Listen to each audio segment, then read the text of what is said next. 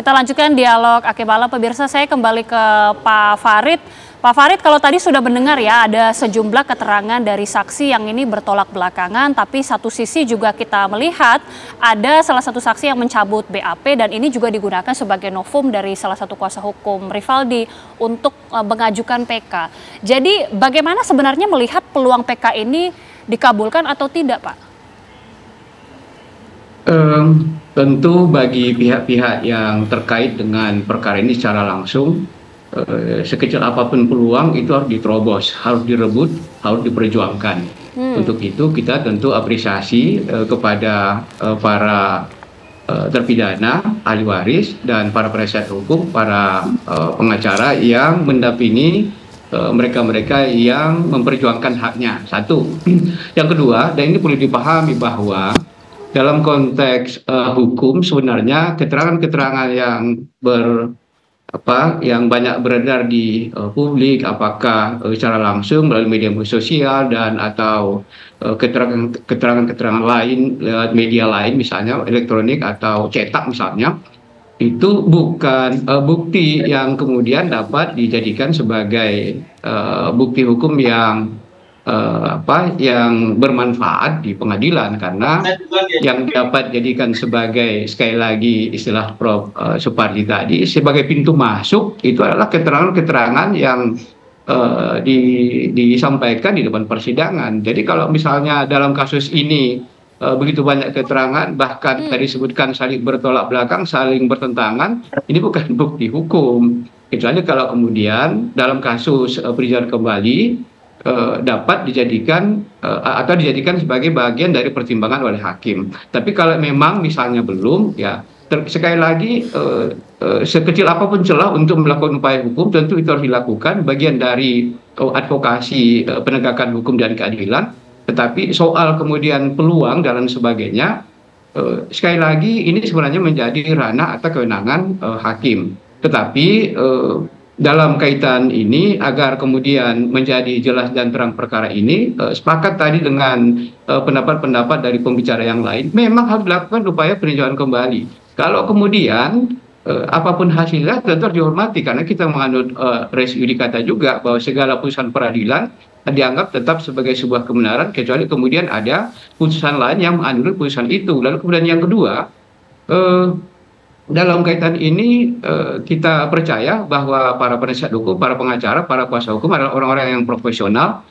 Tentu segala upaya akan mereka lakukan untuk melakukan pembelaan, dan itu harus kita dukung dalam rangka untuk menegakkan keadilan, untuk mendapatkan kepastian. Karena sebenarnya kesan yang muncul perkara ini sudah seperti drama telenovela gitu. Nah, oleh karena itu menurut saya, kalau kemudian ini dianggap tidak ada serial yang tak berujung, sekarang mungkin Polda maupun Mabes Polri untuk kemudian menarik kasus ini agar kemudian lebih jelas dan terang, lalu kemudian ada kepastian bagi semua pihak. Menurut saya begitu. Oke. Bu Titin, sekalipun tadi Ibu berkata tidak bisa ya, atau tidak mungkin membeberkan semua novum-novum untuk PK, baik itu untuk Saka ataupun Sudirman yang saat ini masih terus diupayakan juga oleh Peradi. Tapi seberapa yakin Bu, dari pihak kuasa hukum sendiri bahwa PK ini akan dikabulkan?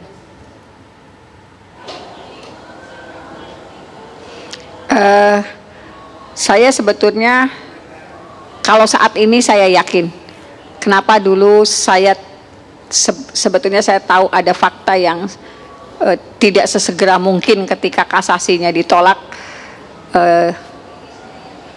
saya tidak segera mengajukan PK di tahun 2017 karena ada hal-hal yang saat itu saya berpikir bentengnya luar biasa tinggi dan tebal, karena ada beberapa hal. Kenapa sih banding saya ditolak? Kenapa sih kasasi saya ditolak? Kenapa di tingkat pengadilan negeri hukuman Saka tinggi gitu? Itu yang belum bisa saya ceritakan.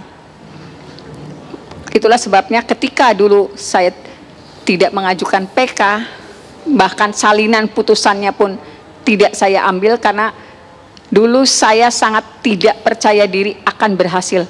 Walaupun saya punya bukti saat itu, bukti baru yang belum pernah saya keluarkan di pengadilan negeri, pengadilan tinggi maupun ke tingkat kasasi. Saya tidak punya keberanian karena saya yakin PK saya dulu pasti ditolak. Kalaupun hari ini dengan dukungan pengacara pengadilan nasional dan saya juga sudah menyerahkan keluarga Sudirman kepada yang terhormat Bapak Oto Hasibuan, kepercayaan diri itu ada dan mungkin bukti itu yang akan saya keluarkan di PK terhadap Saka Tatal. Kalau dulu saya nggak berani keluarkan bukti itu. Jadi bukti itu memang sudah saya simpan agak lama. Ya, Bu Titin, mohon maaf Bu, ini menjadi rasa penasaran yang besar sekali tentunya untuk para pemirsa. Ibu mengatakan kenapa ini tidak mengajukan PK sejak beberapa tahun yang lalu. Ibu mengatakan ada benteng yang begitu besar, tidak berani. Ini sebenarnya seperti apa realitanya waktu itu? Kenapa sampai Ibu juga tidak berani?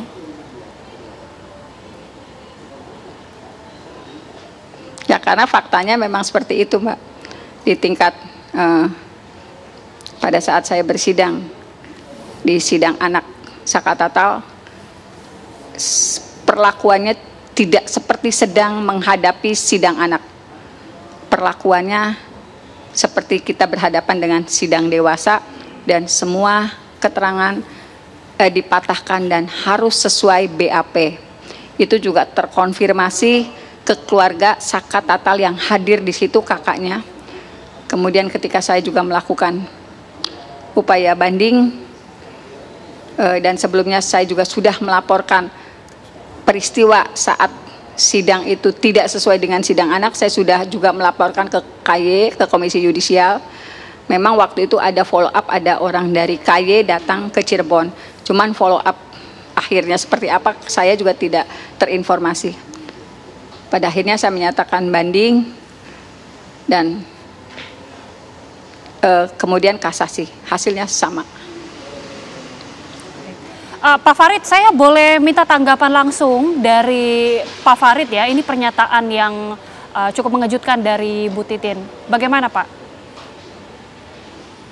Yang pertama pada event sebelumnya saya sampaikan bahwa untuk pemantauan persidangan itu tidak ada permintaan untuk pemantauan persidangan pada Komisi Yudisial. Satu, kemudian yang kedua, kalau berkaitan dengan kemudian ada pengaduan kepada Komisi Yudisial untuk perlu saya berikan pemahaman bahwa begitu ada laporan di Komisi Yudisial maka itu masuk yang pertama disebut dengan tim panel. Tapi kalau kemudian dianggap laporan dapat dilanjuti baru kemudian masuk ke pleno. Nah, seingat saya untuk kasus ini tidak pernah sampai masuk pleno, sehingga saya ingin pastikan bahwa kalau berkaitan dengan laporan ini mungkin selesai atau dianggap tidak terbukti oleh majelis pleno, sehingga saya tidak punya informasi yang cukup apakah kemudian majelis pleno lain itu ada melakukan pemeriksaan terhadap atau dapat menindaklanjuti perkara ini, laporan ini. Tapi kalau untuk majelis pleno yang sependek ingatan saya untuk laporan berkaitan dengan ini tidak ada.